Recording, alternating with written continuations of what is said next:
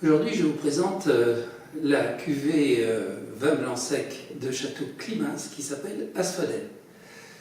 Le premier millésime, c'est 2018. Le voici.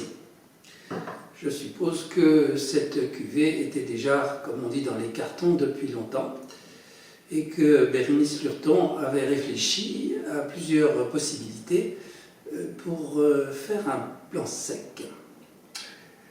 Finalement, elle aura fait quelque chose de parallèle au grand vin, puisque c'est 100% sémillon. Dans le dossier de presse, elle précise que ce vin n'est pas nécessaire à la rentabilité de Château Climins, peut-être.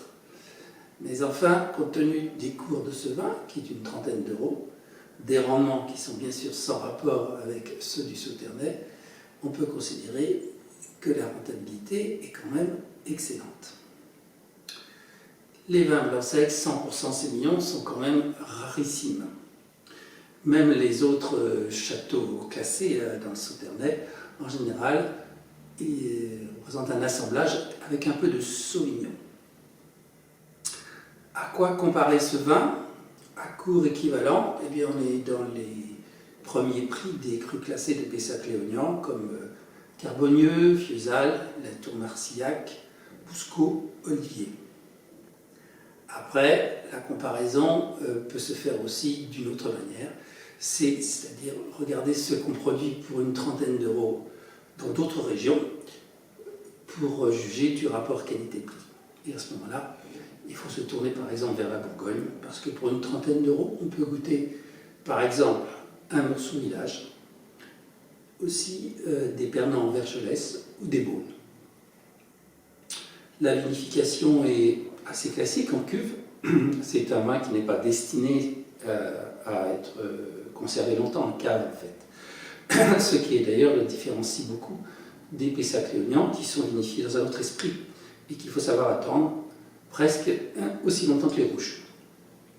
Nous allons donc goûter cette cuvée Asphodèle.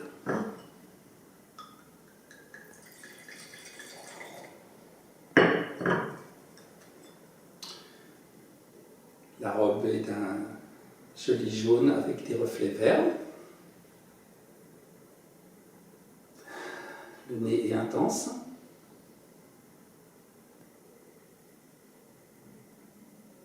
Évidemment, assez original.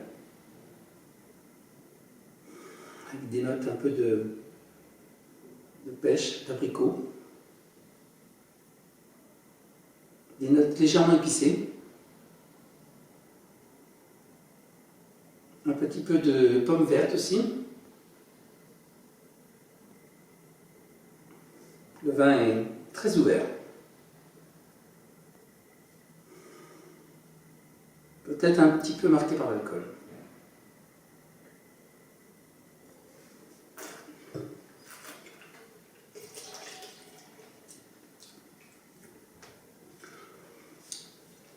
La bouche est agréable. Le vin est rond avec une bonne longueur. J'y vois encore un petit peu de gaz carbonique résiduel. Pour moi, ce serait plutôt une curiosité qu'autre chose. J'estime quand même que dans ces prix-là, les Pessac-Léognan sont quand même plus passionnants. Et puis bien sûr, le versant bourguignon avec les appellations dont je vous ai parlé. Voilà, c'est un bon succès commercial en attendant et les volumes vont augmenter dans les années qui viennent. Je vous conseille de goûter ça quand même, c'est quand même très rare, un vin blanc sec sémillon 100% de qualité. Voilà, à bientôt.